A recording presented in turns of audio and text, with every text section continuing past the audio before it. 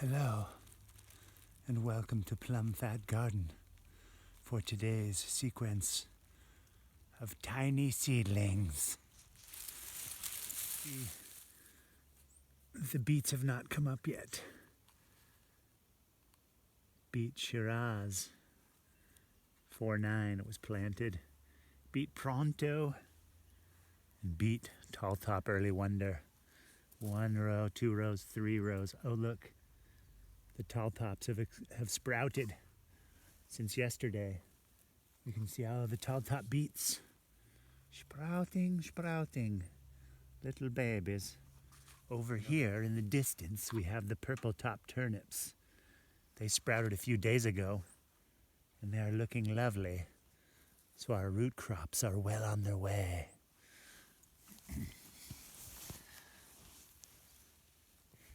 Here the little seedlings have come up. They're about 3 days old. And they haven't got their true leaves yet. They still have these little original baby leaves, which the names I cannot remember. Now it's time to thin the tiny seedlings.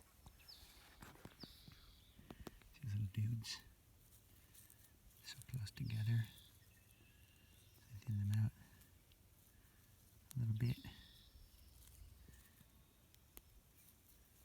These are microgreens that any high-end chef would ride their fucking fixie bicycle 3 miles across the big city to get their hands on. And then they would put them in their basket or their custom leather shoulder bag and drive back to their atelier where their stagiaire or unpaid chefy wannabe would rinse them off in deionized water and then put them in a tiny little salad. Arrange them on a nice little plate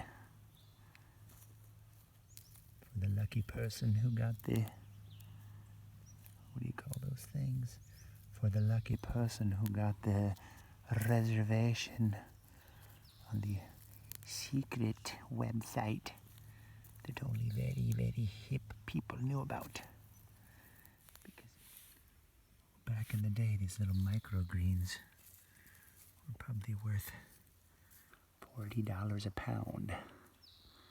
But now they grace the plates of restaurants with tiny vegans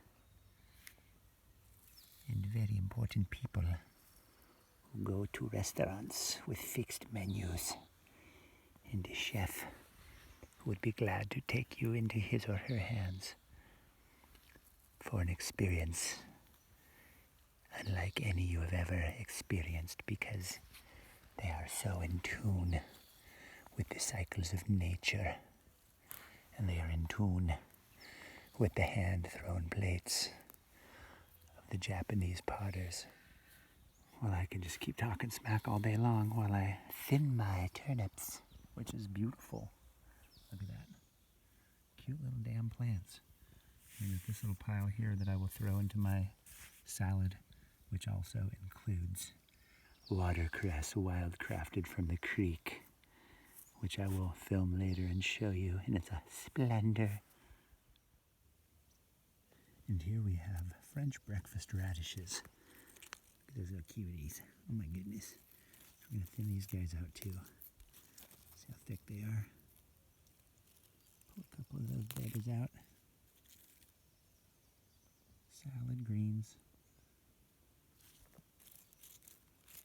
So nice to grace the plate. A tiny salad. See how they're thinned out there? Once they start getting fat, you can do another round of thinning when they're little bulby guys until the final grow out where the last ones will be full-sized radishes. And I've already planted another row to succeed those right there. And this row here is another round of pronto beets, which I planted some here, but they did not so well. Germination wasn't that great. I could have failed to water them, but the row next to them, the tall top early wonders, did awesomely, as did the Shiraz variety. So I'm thinking maybe the Pronto beets were just not that awesome. Those are the turnips I thinned earlier. Out there, that's some red core Chantenay carrots that I planted, a little row. Radish inch, breakfast radishes.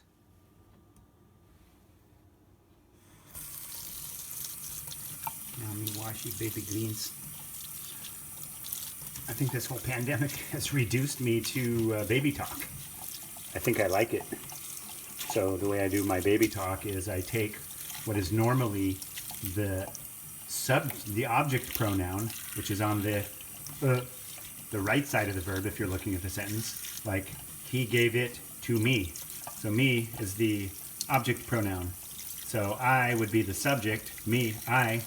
Me is the object, and I switch them, or just get rid of the I and use me. And then take the verb, and no matter what tense of the verb I use, it's always without the S. So I like cilantro is me likes cilantro. She likes cilantro becomes she likes cilantro. And me not like, she not like, etc. I think it serves a better purpose and seems more direct and sincere. So there you have it. While washing baby greens, a new lexicon for American English in the time of COVID-19. Party time, Louie. It's party time.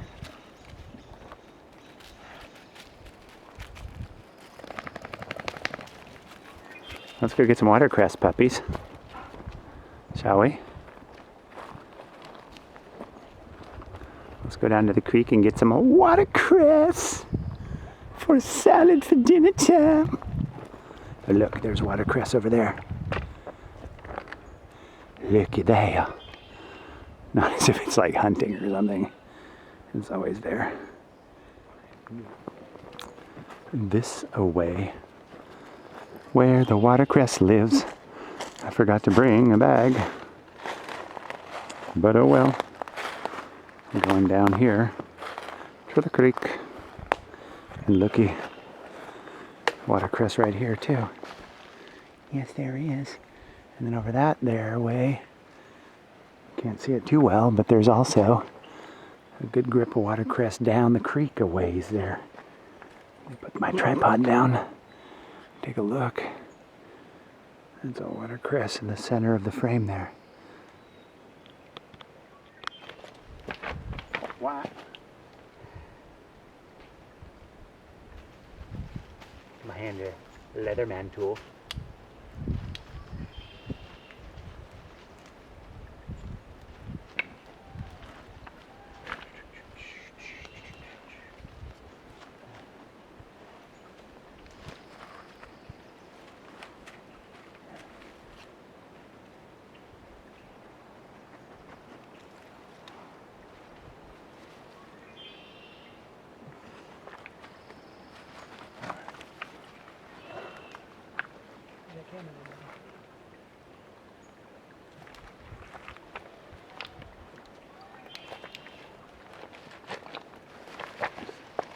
Watercress for the salad that's going with the microgreens that I picked this morning in the Plumfat garden.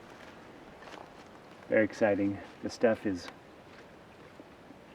very spicy. Good.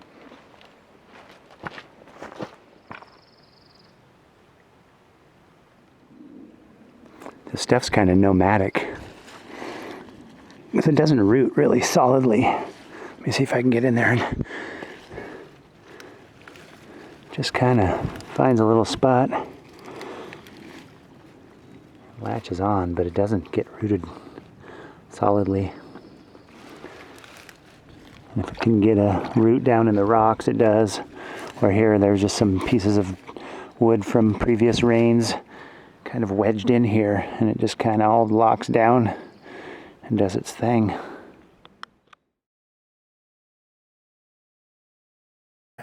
Here I have the microgreens that I washed earlier today in this here colander. So I'll put them in the bowl, which you can't see, but I'll show you. Pretty greens. And then here's the watercress that I picked earlier. So I'm just gonna take some branches and strip the leaves off a little bit. Leave stems like that, they're pretty soft. And make a super fancy, high-end permacultured salad, man. It's like these kind of salads really hit the spot. They don't cost any money, barely. A little bit of energy, not so bad. And I'm gonna put some tabouleh on there that I made earlier today, and maybe a can of tuna. Or I have these other guys. When the shit started blowing up, when it looked like everything was going to heck, I bought a bunch of canned fish, including these cool sardines. I thought that was a painting on the front. It's actually a clear plastic lid, and you can see the fish inside it. It's cool in one way, but it's also creepy because it's plastic, and it'll probably end up choking a pelican. So shame on those guys for doing it, even though it looks cool. For making plastic crappy lids like that. So now I've got this groovy salad with microgreens mixed in. And I'm gonna put some olive oil on it and those things that I said, and I'll show it to you guys when it's ready. Here's what's going into it. Some delicious extra virgin olive oil from Spain, I believe, even though it's an Italian label. We got the tabouleh. We got those crazy sardines with the plastic see-through lid. Got some kosher salt. And microgreens and watercress. So I just go like this. Put some in there. A little bit of olive oil. There we go. Just a little bit of olive oil. Very expensive. Actually not super expensive, but you know, olive oil ain't cheap these days. We used to live in Spain and they had olive oil coming out of faucets. Flowed like honey through the streets, it did. I loved it.